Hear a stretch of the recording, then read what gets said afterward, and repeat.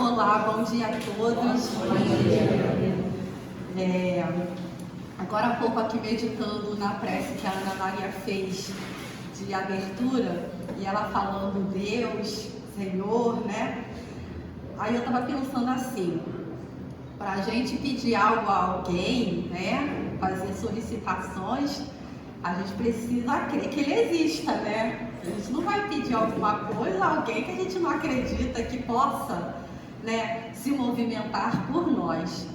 E aí, o tema é, obviamente, desafiador. Falei, inglês me deu de presente, né? Desafiador. E a gente vai buscar, dentro da conversa que hoje nós vamos ter, a prova ou as provas da existência de Deus. Primeiro, vou fazer a primeira pergunta aqui. Todo mundo acredita que Deus existe, né? Sim. Tinha algumas dúvidas aí, mas vamos ver até o final da nossa conversa se a gente consegue resolver essa questão. Vocês já ouviram falar do bule de chá de Russell? Alguém já ouviu falar? Bule de chá de Russell? Então, vamos fazer uma dinâmica aqui todos nós. Vocês estão tomando o café de vocês ou um chá tranquilamente, quando um amigo de vocês aparece e pergunta assim: você sabia que no universo existe um bule espacial que gira em torno do Sol? Como que vocês ficariam? Na primeira questão vocês pensariam: me prova. Me prova então que existe um bule de chá no universo, um bule de chá espacial em torno do Sol. Você tem que me provar isso. E aí esse seu amigo fala assim: olha, eu não tenho provas, mas o que eu posso dizer é o seguinte: ele é tão pequeno, mas tão pequeno, que nenhum telescópio mais poderoso consegue captar esse bule, mas ele existe. E eu tenho certeza disso. Então, o fato dele acreditar que existiu um bule, será que ele consegue provar realmente que esse bule que ele acredita existe? O fato de vocês duvidarem que o bule existe no espaço também seria uma afirmação de que ele não exista? Aparentemente boba tal discussão, ela vive em torno dos debates mais acalorados entre os ateus e os que acreditam, né, em Deus. Essa analogia do bule de Russell, ela foi exposta, né, pela primeira vez pelo filósofo e matemático britânico Bertrand Russell em 1952 em um artigo intitulado Deus existe? Mas o que ele estava buscando, dando esse exemplo do bule de chá? Qual é o papel disso, dessa ideia, desempenhando nas discussões sobre a existência de Deus?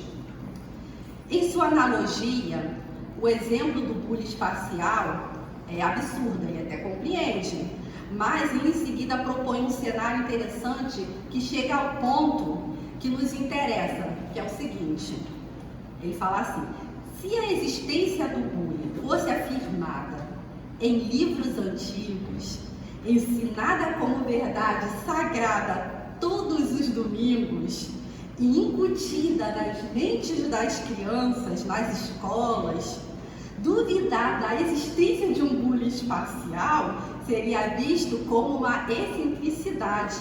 E o cético, aquele que não acreditasse no bule, ele mereceria a atenção de um psiquiatra ou um inquisidor, escreveu Russell. Então, baseado em que vocês acreditam realmente que Deus exista?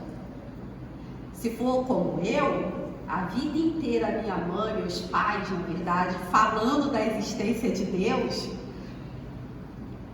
será que esse sentimento que a gente tem de que a divindade exista não seja fruto de ensinamento, de educação, do que foi incutido na cabeça de todos vocês, e por isso que vocês hoje acreditam em Deus?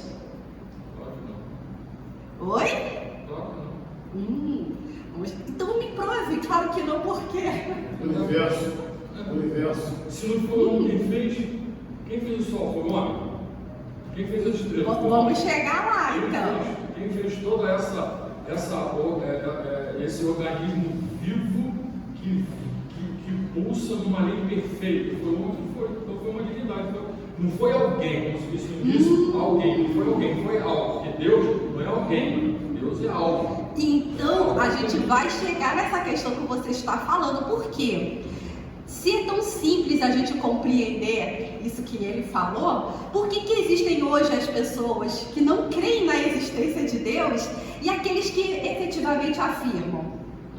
Eu não sei se vocês, foram assim, mas eu tenho até hoje pena dos meus pais, porque era uma criança chata. Realmente eu não acreditava em tudo que eles falavam. E a minha mãe, inclusive, ela até hoje fala assim: você é muito desconfiada. Eu só passei a acreditar em Jesus, olha só, na existência de Jesus, não tô nem de Deus, porque pôde ser observado materialmente que um personagem que chamou tanta atenção da gente existiu, né? Porque a gente tem vestígios dele na história, a gente pega livros antigos, papiros, enfim, a gente consegue, por mais que a gente não creia que Jesus seja o enviado, seja realmente o Messias, mas uma pessoa causou um rebuliço no passado tão grande que refez a história da humanidade. Então não foi qualquer um, e ali a gente tem alguma coisa material. Aí Jesus foi fácil eu acreditar. Aliás, que me ajudou a acreditar mesmo em Jesus foi até na escola. Uma professora maravilhosa, algumas aqui até conhecem a Neide. Ela, como falou assim, ela era professora de história, ela explicando a linha do tempo, como a gente conta antes, depois de Cristo. Ela falou: um personagem tão importante fez com que a gente desse uma zerada no marco de contagem do nosso tempo, de forma que a gente fala antes, o AC, depois de Cristo, o AD. Que personagem poderia causar tanto impacto assim na humanidade se ele não tivesse passado realmente por aqui? Um ponto. Agora é Deus. Aí ficou difícil, né? Acreditar. Por quê? Não existe para o ateu provas materiais, provas físicas de que Deus exista para ele. Por isso que ele não crê. Então a gente vai colocar aqui duas razões principais para que as pessoas não creiam ou duvidem da existência de Deus, tá? Por quê? Mas Jesus, o tempo todo, ele falou de Deus. Mas como é que ele prova? Vamos chegar lá. Vamos chegar lá. Mas eu tô falando que tem bastante... isso aqui é filosofia pura, isso é muito bom. Eu gostei disso, gostei. Mas vamos lá. O ateu, que a gente pode dizer assim que quantidade hoje de relação, a maior parte da população terrena é muito pequeno, né? Das pessoas que são efetivamente ateus, né? As pessoas que são ateias, falam assim: ó, não acredito em Deus, ponto. Inclusive, não por acaso, né? Estava lendo uma matéria de alguns famosos, onde fala que alguns famosos que efetivamente não creem em Deus. Eu achei um ponto interessante, isso aqui vale para todos nós, tá? Porque a maioria aqui, pelo menos eu acredito que todos disseram que creem em Deus. Um dos atores, eu não lembro qual foi, falou assim: eu não tenho como crer em algo que eu não consiga ver, que não tenha prova da existência, né? Só porque a maioria diz que exista, eu vou crer. E eu não olha o que me chamou mais atenção. E eu não preciso crer que exista um Deus para fazer a bondade. Achei que isso foi um tapa na cara da maioria que crê em Deus, porque justamente os que creem em Deus deveriam, nesse momento mesmo, fazer mais o bem, porque acreditam que Deus exista. E é justamente ao contrário do que a gente vê. Então, realmente, o fato de a gente acreditar em Deus, e a gente acreditar que Ele seja amor, já seria o primeiro caminho para quem efetivamente acredita fazer diferente se não faz se hoje não pratica o amor. Porque se de verdade eu acredito que Deus existe, eu no mínimo vou querer fazer o bem ou tentar realmente fazer, porque eu acredito que ele exista, mas não que a gente vê. Aí eu pergunto, de verdade, vocês acreditam então que Deus existe mesmo? É só uma reflexão, tá? Isso aqui é que surgiu até agora há pouco. Mas voltemos ao debate. E aí os verdadeiramente céticos, os ateus, eles não acreditam realmente que Deus existe porque não encontrou provas materiais, né? Mas em contrapartida entendem que por conta disso, o bem que façam não vai depender de crer em Deus, que ele exista. Só que a maioria, ao lado, vamos colocar, dos ateus, duvidam. Já é um pouco diferente de ter certeza de que não exista. Duvidam. E as razões para que muitas pessoas possam duvidar da existência de Deus é o cenário que a gente vive. Se Deus existe, por que há tanta violência? Por que há tanta maldade? Uma vez, tem uma irmã nossa, até que ela já não tem nem mais aqui na casa, mas uma vez a gente conversando, eu não sei que problema pessoal ela estava passando, mas ela chegou ao ponto de duvidar mesmo. Duvidar se Deus existisse ou se Deus se interessasse por nós. Hoje a gente já está até com medo, daqui a pouquinho, quando acabar a contagem dos votos, a gente já está com medo do que possa acontecer. Agora imagine no cenário atual da Terra, onde você olha para um lado, tem gente passando fome, você olha para o outro lado, tem gente sendo assassinada, você olha, tem caos, tem guerra, cenário de guerra civil. Onde está Deus em tudo isso? Pô, está em todo lugar. Tem uma frase de Jesus que explica, justifica, corrobora, retifica tudo isso. Quando Jesus diz: o escândalo é necessário, mas ai do que? Então tudo que a gente vê é um escândalo, é necessário. Então vamos lá. A gente não está, Léo, a gente não está abandonado. Então. Não existe acaso. Então, a palavra necessário, a gente pode até trabalhar um pouquinho, só é interessante dentro desse contexto. Mas, se nós vamos entender que nós somos individuais, somos pessoas, todos nós temos aqui a liberdade das nossas ações. Então, vamos pegar em rastro disso aí que ele falou. Se Ana Cristina, ela tem um comportamento violento, uma pessoa ruim, vamos conversar que talvez seja. Eu sei que não é, né? Não é questão da rindo. Mas vamos lá. O fato da gente ver que existe Ana Cristina, que é uma pessoa às vezes ruim, violenta, só por isso eu vou acreditar que não existem pessoas boas, só porque o fato de existir pessoas ruins, isso não é resposta. O fato da gente ver a violência no mundo e por isso achar que Deus não exista por conta disso, também não é resposta, porque existe a violência, como a gente falou, existem pessoas ruins, mas isso não desclassifica o fato de existir pessoas boas efetivamente. Então, uma coisa não é condicionada à outra. Então, o argumento de que você não vem acreditar em Deus porque há violência não justifica. Porque existe violência, mas não existe só pessoas ruins no mundo, ou seja, não existem só os violentos.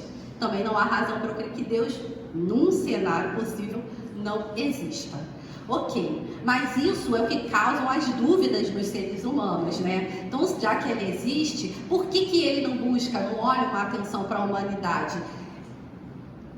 Há uma coisa interessante, como o nosso irmão ali até falou, ele falou assim, o escândalo precisa vir por conta das nossas atitudes, pelas nossas escolhas, mas os espíritos vão nos dizer que desde o início a gente podia ter tomado um caminho diferente. E a gente não nunca precisou passar pela fileira da violência, mas da ignorância. Ignorar um fato é porque você está começando e você pode aprender. Você desconhecer algo, porque todos nós fomos criados simples e ignorantes, ou seja, sem o saber. Mas violentos, nenhum de nós fomos feitos assim. Isso é escolha. E aí, Por que justamente a gente vê um cenário deturpado no mundo? Perdão. Porque nós escolhemos alternativas distintas por conta do nosso egoísmo, por conta da nossa vaidade, e que isso causa um sentimento de caos no outro. Porque o que é o egoísta? Aquele que pensa somente nos seus próprios interesses. E o que acontece com o outro? Acaba ficando, de fora de uma realidade que só um está vivendo. Isso é o que vai gerar o caos, vai gerar a violência e tudo isso que nós estamos vendo. Porque nós sabemos que a origem de todo o mal está no orgulho e na vaidade. O restante é tudo consequência. Isso foi Deus que criou? Não, é escolha nossa, são escolhas nossas, a gente pode fazer diferente. Mas aí quando Jesus fala, então, de vir o escândalo, é o quê? Pelas suas escolhas, você tem que ter seus frutos, obviamente. Só por isso. Mas se eu escolher um caminho diferente desde o início, como alguns espíritos já o fizeram, eu já não estaria nem aqui, nesse caos. Eu já estaria até em Júpiter, Mas eu escolhi diferente. A prova é que eu estou no planeta de expiações e provas, que é sim, o planeta Terra. Então vamos lá. Então o fato de existir a violência não descredencia a existência de um Deus. Então, é por isso que muitas pessoas, elas caem não na descrença, mas talvez na dúvida, não tem aquela certeza. Mas em algum momento elas vão lá e começam, vamos dizer, num momento de aperto, até falam, ai meu Deus, sem perceber porque falam, ai meu Deus, ou apelam. Até mesmo aqueles que dizem que não acreditam. Essa questão que foi levantada no início da nossa conversa, que eu queria que vocês fizessem realmente tais considerações, que foi o bullying de Charles Russell, de que a questão de se crer em Deus era uma questão totalmente cultural, social, ensinada, perpassada por gerações. E eu posso dizer que em casa foi assim também comigo, que a minha mãe nunca conseguiu me trazer provas materiais da existência de Deus, mas sim do que ela dizia, do que ela acreditava. Kardec faz a mesma pergunta aos espíritos, aqui na questão número 6 do Livro dos Espíritos, que eu vou compartilhar com vocês. Olha a pergunta interessante que Kardec faz e que reflete, o sentimento de todos nós. Ele pergunta o seguinte: o sentimento íntimo que temos da existência de Deus não seria fruto da educação e das ideias adquiridas? Será, gente? Sério mesmo, vocês já chegaram a se perguntar disso? Eu já. E olha a resposta dos espíritos. Se assim fosse, por que os vossos selvagens teriam esse sentimento? E olha que Kardec complementa. Se o sentimento da existência de um ser supremo fosse apenas produto de um ensino, não seria universal. E como sucede com as nações científicas, com as noções científicas, só existiria nos que houvessem podido receber esse ensino. Então, um dos primeiros indícios, e no final a gente vai conseguir, eu tenho fé, provar a existência de Deus, depois da nossa conversa, é que realmente não pode ter sido fruto de um ensinamento, de uma cultura, porque a gente vê que esse sentimento é universal, primeiro. E segundo, se fosse de cultura, de ideias, de ensino, como é que os selvagens lá no passado já cultuavam? A gente tem, a história mostra indícios de que eles levantavam altares, faziam pedras, muito primitivamente, claro, mas acreditava que algo além deles existia. Então, da onde partiu esse sentimento que nem o ensino, nem a cultura tiveram como surtir um efeito nestes? Porque eram selvagens, eram primitivos. Da onde vem esse sentimento? Mas sabe qual é interessante? Eu vou pegar até o que o Luiz falou ali. Antigamente se tinha uma noção errada de Deus, Os nossos irmãos selvagens, aliás, nós passamos por essa fileira, a gente acreditava que Deus era o sol, que Deus era a lua, que Deus era a estrela, Por isso que a gente vai chegar e vai ver assim, o quanto que foi revolucionário o povo hebreu na terra. Isso também muito me chamava a atenção na Bíblia. Por que de tantos povos na terra somente esses têm um destaque na Bíblia? O povo hebreu. Porque eles trouxeram para a gente a noção de um Deus único, que na terra não existia. A gente acreditava nos múltiplos deuses. Então tinha a Nut, que era a deusa lua, tinha o sol, tinha a água, a tempestade, o fogo. A gente tomava o efeito pela causa, né? Então assim, a gente tinha uma ideia muito primitiva de Deus. E hoje, como é que é a nossa ideia? Ainda é primitiva, é evoluída de Deus? Agora sim eu quero que vocês me respondam. Enquanto eu bebo uma água. Vocês acham que você já tem uma ideia boa assim, de quem é a divindade? Com certeza não é alguém. Porque a primeira pergunta do livro dos Filhos é: o que é Deus? Não é quem é Deus. E o grande lance dos ateus, não acreditar em Deus, é achar que Deus é alguém. Deus não tem forma humana. Então vamos pegar isso que o Luiz falou e vamos dizer o seguinte. Então a gente não está mais no primitivismo, mas está no médio já, nós estamos chegando em algum lugar. O problema é que hoje, antigamente a gente atribuía a Deus as forças da natureza. Hoje a gente faz um pouquinho diferente. A gente atribui a nós mesmos.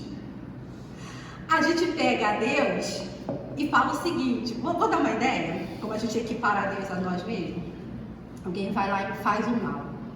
Alguém vai lá, enfim, faz o mal pra mim, me xinga, me puxa o tapete, qualquer coisa do tipo. Aí eu falo, sabe o quê? Porque eu acredito que Deus é amor, tá? Eu falo assim, Deus está vendo tudo. Essa pessoa vai pagar por que ela está fazendo comigo. Que tipo de Deus é esse? É justo ou vingativo? É vingativo, né, gente? Por quê? Porque eu não sou uma pessoa vingativa. Eu sou mesquinha, então eu boto um Deus mesquinho. Se eu sou gananciosa, vou dizer que meu Deus é do ouro, da prata. E por aí vai. A gente ainda pega e atribui a Deus a uma personificação, né? Os meus pais até hoje tratam Deus como se fosse um guerreiro, né? No entendimento deles, Deus eles botam assim, que é essa ideia que os hebreus falavam na época, né? Porque eles eram um povo também que guerreava muito. Deus é um homem varonil de guerra. Já começo a ficar ofendida porque eu sou mulher e Deus é homem. O que Deus é homem? Então a gente vê que a gente pega muito Deus e tenta espelhar na gente.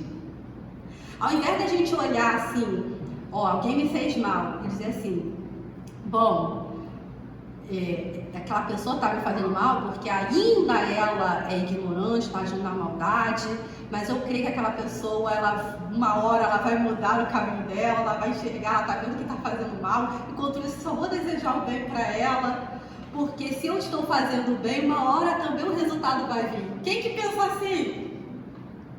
A gente fala, Deus está vendo tudo. Martinha falou que pensa assim, no bem. Deus me pague como se Deus tivesse alguma coisa. E bacana, Martinha, bacana. Exatamente, a gente faz isso.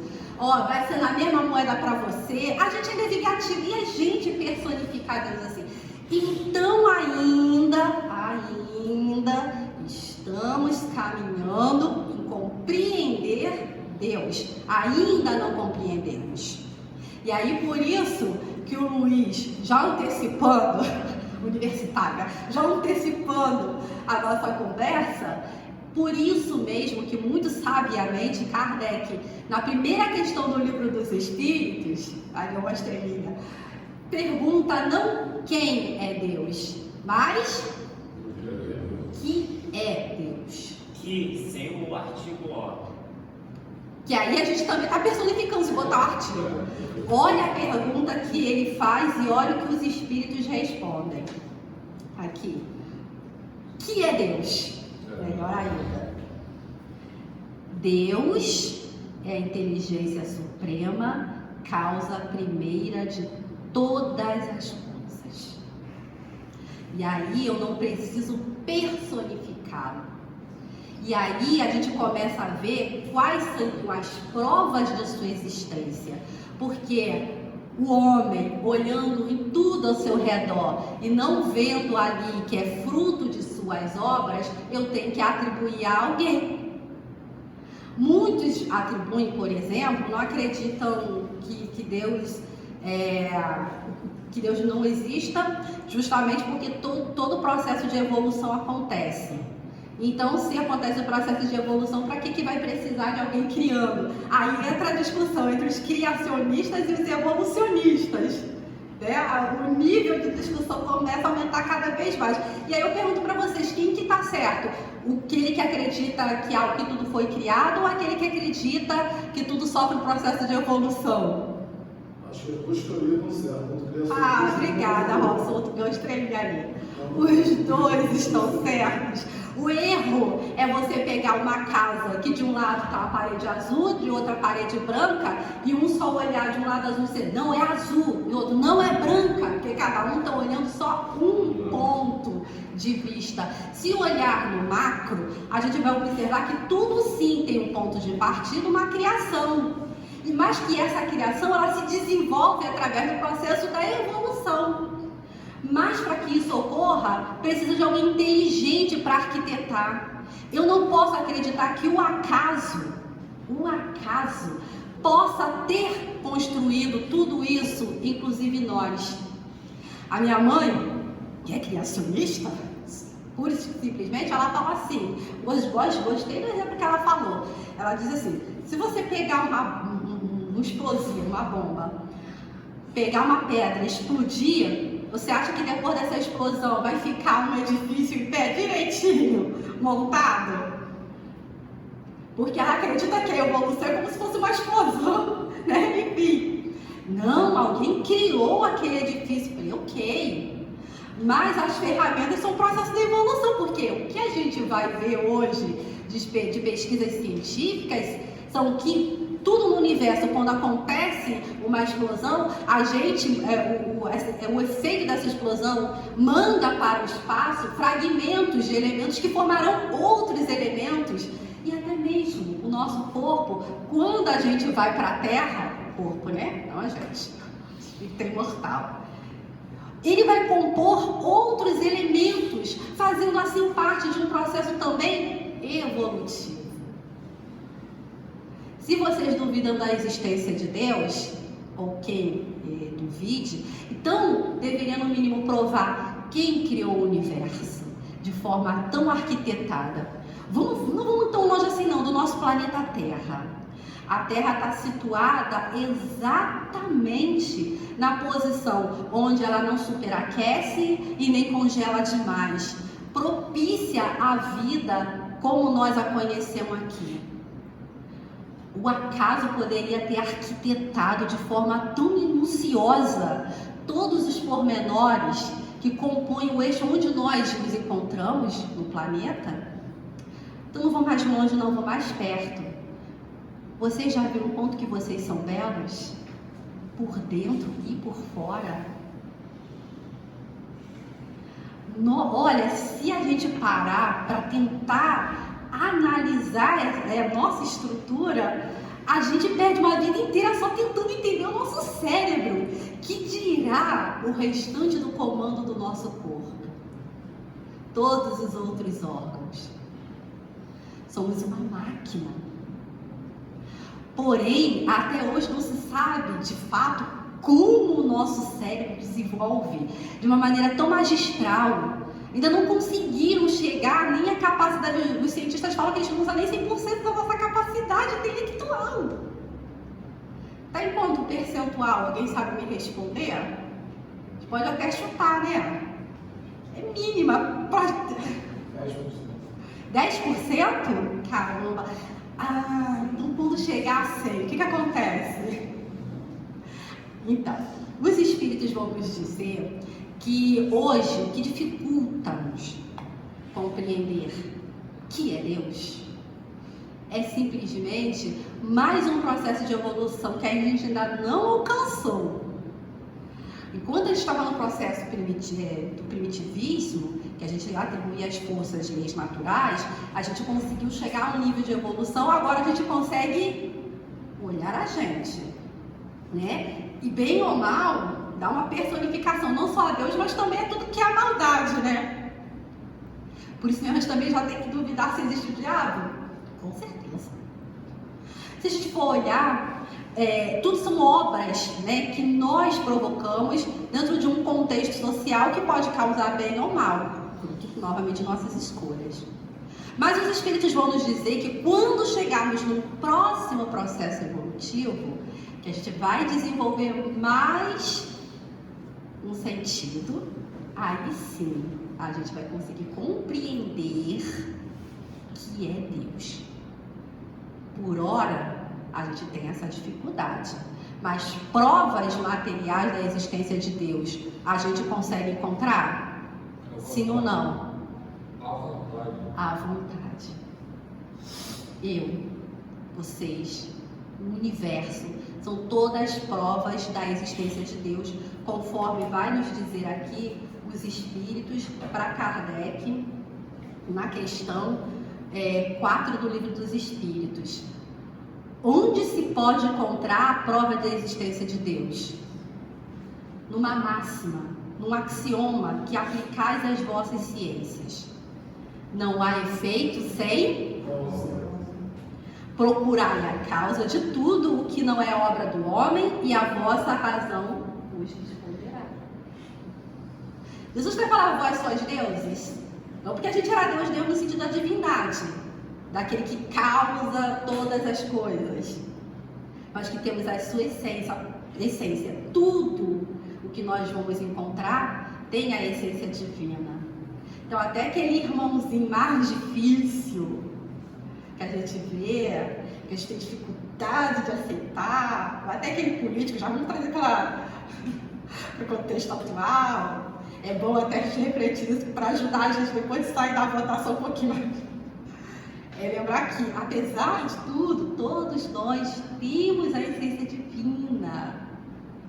Somos frutos dessa criação e estamos todos inseridos nesse processo evolutivo de melhora. Então, o que hoje a gente já não aceita mais, né? Amanhã a gente já vai estar fazendo diferente. Que nem no passado, a gente poderia já ter assassinado, ter feito um monte de coisas. Hoje, isso já nos repugna. Por isso que nós temos que ter compreensão com o estágio evolutivo que o próximo se encontra. Porque da mesma forma que a gente quis ter a benevolência e a paciência divina, e a conquistamos, devemos replicar ao próximo. Então, a paciência que a gente tem que ter com aquele que pensa diferente da gente, que age até diferente da gente, é um exercício da caridade. E olha como o papai é tão bom. Eu vou falar papai, porque Jesus ainda vendo a nossa limitação de compreender, ele falou assim, vou botar o mais suave para vocês, pai. E já foi uma ideia revolucionária de Deus, tá, gente? Porque antes acreditava-se que Deus era um senhor e a gente era os escravos, e nós éramos os escravos, né? Até hoje a minha mãe fala, eu sou uma serva de Deus. Eu falei, não, eu sou filha, sou herdeira, né? Então a gente ainda vê que a gente se coloca naquela posição, né, de sermos esmagados. Aí Jesus, ele dá uma ideia ali dentro do contexto de onde a gente possa suportar melhor, compreender um pouco melhor a essência divina. Ele fala, olha, o sol vem para todos, a chuva vem para tudo, Deus não faz distinção de ninguém. Quem faz isso somos nós. Aí tem gente que fala, ai, eu não entendo quem gosta de frio. Aí tem outro que fala, não entendo quem gosta de calor. Aí Deus, vamos colocar na visão como se fosse o pai mesmo que Jesus fala. Meus filhos gostam de sol, tem outros que gostam de chuva. Eu vou deixar que todos tenham o sol e a chuva. É tão difícil assim pra gente entender isso? Ainda é por conta do egoísmo. E justamente do orgulho e do egoísmo é que justamente os espíritos vão falar aqui a partir da questão 9 do Livro dos Espíritos, que é isso que faz com que a incredulidade exista, no que tange você acreditar em Deus. Vamos ler para a gente refletir? Olha só que Kardec pergunta: onde se vê na causa primeira uma inteligência suprema e superior a todas as inteligências? Aí os Espíritos respondem: tem um provérbio que diz: pela obra se conhece o autor. Então daí vocês podem ver o quanto que Deus é maravilhoso quando vocês se enxergam o planeta, enxergam o universo.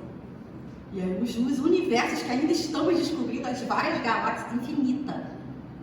Vocês fazem parte de todo esse processo. Então vocês não são pouca coisa não. Aí ele fala: é o orgulho que gera a incredulidade. O homem orgulhoso nada admite acima de si, e é por isso que se julga um espírito forte. Pobre ser, que um sopro de Deus pode abater. E a gente conclui aqui com um pensamento de Kardec. Olha o que ele diz: julga-se o poder de uma inteligência pelas suas obras, não podendo nenhum ser humano criar o que a natureza produz. A causa primeira é, portanto, uma inteligência superior à humanidade. Cada um dê o nome que quiser. Que Deus também não vai se ofender, porque Ele não é igual a gente, mesquinho. Quaisquer que sejam os prodígios realizados pela inteligência humana, ela própria tem uma causa. E quanto maior for o que realize, tanto maior há de ser a causa primeira. Essa inteligência superior é o que a causa primeira de todas as coisas, seja qual for o nome pela qual o homem a designe.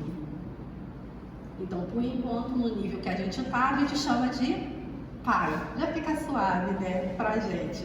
E quando a gente chegar ao nível mais evolutivo, nós vamos adquirir mais um sentido, que ainda a gente não tem, e que aí a gente vai compreender cada vez mais. E aí eu lembro de um texto da Bíblia, só não lembro qual que é, não sei se é Jeremias, eu não sei se deve, ou é uma fala de Salomão, se não me engano. Então deve estar em Eclesiastes, enfim. Que fala que Deus colocou no coração do homem a ideia da eternidade, para que ele nunca conseguisse chegar a conhecer todas as suas obras. Então, isso que nos movimenta, buscar a nossa origem. E cada vez mais, quanto mais a gente descobre coisas, outras vão aparecendo. Aí tem o mundo dos infinitos, das partículas minúsculas. E aí, quando você pensa que acabou, você vai encontrando mais coisas. Porque, gente, quando a gente chegar ao estado de perfeição que vamos chegar, vocês vão pensar que é uma ociosidade? Ficar tocando harpa lá nas nuvens, né? Como nos foi repassado? A gente vai continuar trabalhando, a gente vai continuar utilizando essa experiência, porque isso aqui é currículo. Eu falo para vocês que a vida aqui na Terra é currículo. Botem isso na cabeça, experiência. Porque mais lá na frente seremos os Cristos em outros planetas. E aí eu já tenho bagagem, porque eu estou passando por esse caminho e eu vou conseguir compreender como chegar, ajudar a chegar a um outro planeta no estado evolutivo. Vou ajudar a construir outros planetas também, que nem Jesus já chegou nesse nível. Ele construiu, arquitetou esse que a gente está. Por que ele chegou aqui e conseguiu suportar a nossa selvageria? Passou por todos os caminhos da ignorância e do saber, como todos nós também temos a oportunidade. Então, lá na frente, nós também seremos como Jesus. Então, a gente já tem que, desde já, fazer esse planejamento. Agora, eu falo uma coisa para vocês. Quanto mais a gente se compenetrar do propósito que cada um de nós tem aqui, nesse planeta, vai contribuir com certeza para que esse um sentido a mais que a gente precisa, né, desenvolver, ele chegue mais rápido. E assim a gente poderá compreender a Deus. Por enquanto, a gente só fala uma coisa: é o amor. É o amor que nós temos, que somos e que devemos reconhecer em cada um dos nossos irmãos. Esse é um exercício, por isso que Jesus nos ensinou, que é assim que a gente vai conseguir chegar as provas da existência de Deus. Eu lembro da questão que ele fala que somente os espíritos puros podem ver e entender a Deus. Sim, está lá na escala sendo o livro dos espíritos, a partir daí, quando chega da parte dos espíritos puros, porque eles já chegaram a esse nível, já compreendem Deus, já chegaram num nível de perfeição e não ficam tocando harpas não. Vem aqui, tentam nos ajudar, constrói planetas, a gente vai chegar lá. Então é por isso que a gente precisa passar por esse processo de compreensão e entendimento, porque o conhecimento ele não tem atalhos. É por isso que nós estamos passando nessa dificuldade, nessa situação. Mas a prova da existência de Deus, vocês podem olhar como se verem no espelho ou olhar para quem está do seu lado. Então, gente, muito obrigada pelo carinho de vocês, pela energia, pelo desafio. A palestra para mim foi difícil, mas vamos chegar lá com o estudo, conhecimento, que é isso que nos importa. E como já foi reforçado na prece, né, por Ana Maria, vamos desejar tudo de bom para o nosso planeta. Nós estamos precisando, principalmente para o nosso Brasil, para que a gente possa fazer diferença também na parte de regeneração desse mundo. Então, que saibamos nos comportar de acordo com a fé que a gente acredita ter. Se a gente acredita em Deus, então o nosso comportamento efetivamente deve refletir nisso, na tolerância, no respeito e fazendo de tudo para que tudo dê certo. Muito obrigada a todos. A nossa irmã aceitou o desafio.